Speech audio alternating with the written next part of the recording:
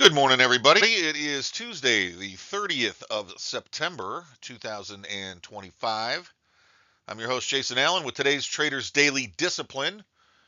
Last day of Q3 of this year, heading into cleanup. How did you guys do this year? A lot of times, as we get to the end of the year, those of you that have had good years or better years tend to scale back, get ready to close out with some nice time for yourself at the holidays. We're only a few weeks away. Hope that's the case. I myself plan to do the same.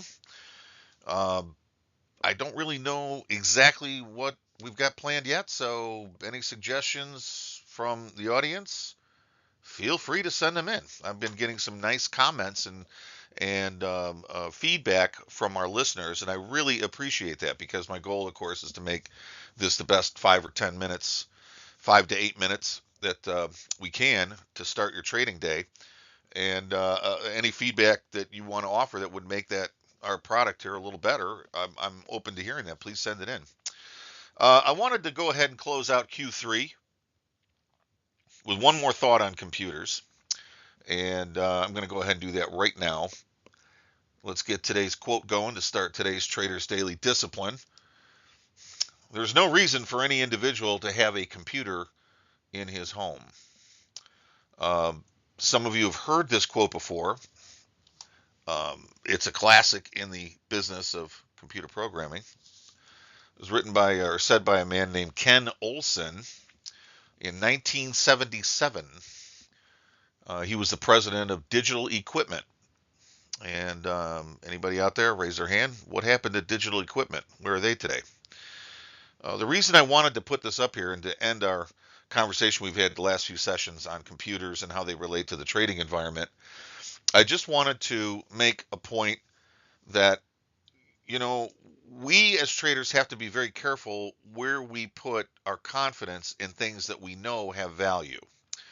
What I mean by that is this, is that, computers do have value. And the value that they bring to the table is maybe not the kind of thing that we as traders would really need unless we thought it through differently or came up with a new concept or idea. I find my computers and all the rest, the most helpful they are is for crunching the data that I myself create.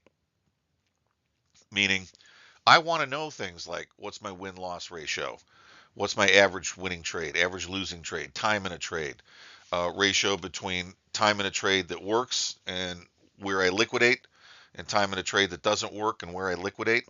I want to know if there's ways to improve where how I move my stops and all the rest. And some of that data is coming from what I actually create, and then that's analyzed by something like a computer. Um, that's a much better use of the technology, in my opinion, than using it to try to find trades or to help you actually execute. You know what I'm saying?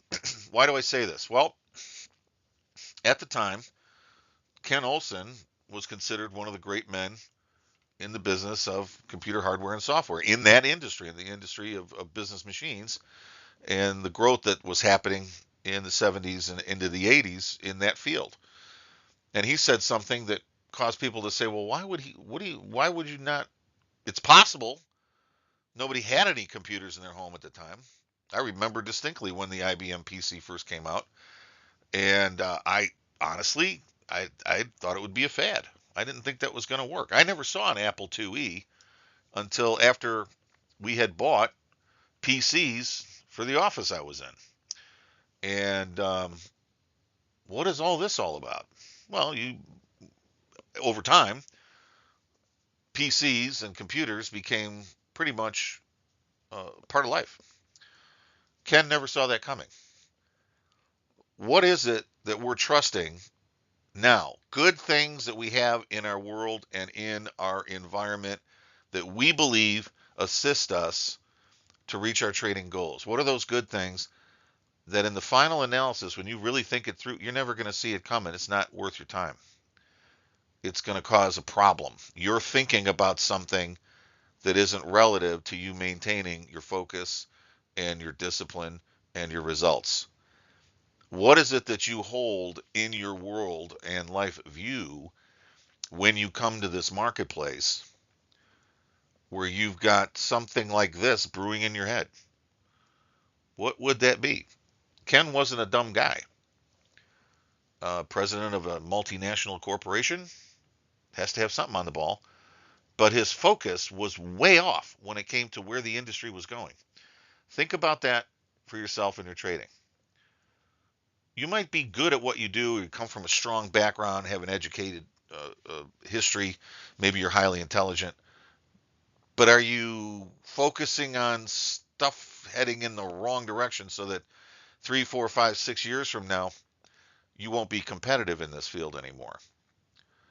That's a scary thought, but you need to think about it because most of the people I've met that have had their life cycle, their education cycle, and their historical process come through and finish their career, a lot of times they were people that just never saw it coming. I'll give you a perfect example of this, and I'll let you get to your day. When the markets went electronic, everybody saw it coming, including the guys on the floor in the pits, and they, for the most part, thought, no big deal. We're going to go electronic. That's fine. That actually saves me the commute downtown every day, getting up at 4 in the morning, et cetera, et cetera. Well, most pit traders simply could not make the switch to upstairs trading when they were given the big box and here's the pit, basically, you looking at the screen. They could not make the switch. They thought it would be a no-brainer because it's the same marketplace, and most of the guys couldn't simply make it happen. And later on, it was discovered why that was. Really, when people thought about it, the pit operated a specific way that required observational skill to see coming, and a shrewd trader could do that. They things were quiet, then you'd start to hear the phones ring, then people would start to pick up, and then you'd start to see activity happening. Then orders would rush into the pit, and then you'd hear the roar. Well, that process sometimes happened very quickly, but it was the key element that said something's occurring. I can take advantage of that. A lot of pit traders made their money not by just facilitating the trade 24/7, always being active, but on waiting for when that roar happened. Well, when you're upstairs and every tick is the same green screen, that isn't there anymore. That's not there. So a key part of what made trading on the floor profitable wasn't available, even though the market was the same market and prices were the same prices. So I would suggest to you give some thought to, while we close out our issue of computers for this quarter, what is it that maybe we're focusing on that in the long run is going to make me a dinosaur if I'm not careful? Because you don't want to end up like that. Guys, have a great day. I will see you tomorrow. Thanks again.